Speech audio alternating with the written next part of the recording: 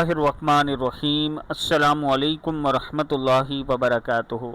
हज़रत अली रज़ी अल्लाह तआला अन्हु बयान करते हैं कि मैंने रसूलुल्लाह सल्लल्लाहु अलैहि वआलिहि वसल्लम को मिंबर की सीढ़ियों पर फरमाते हुए सुना।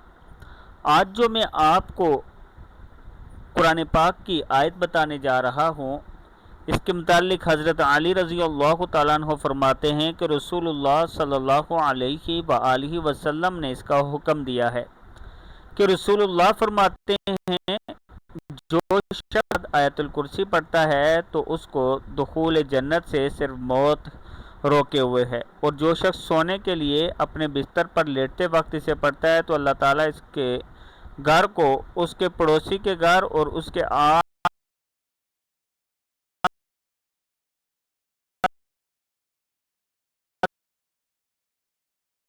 आज के बाद आयतुल कुर्सी पढ़ते हैं तो जन्नत में आप दाखिल होंगे।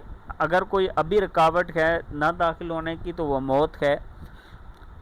मौत के फ़ौरन बाद यानी वफ़ात के बाद इंसान जन्नत में दाखिल होगा।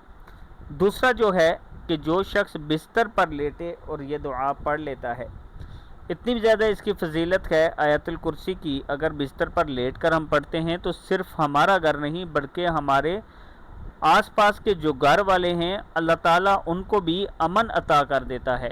तो रोज़ाना आयतुल कुर्सी पढ़ कर सोया करें।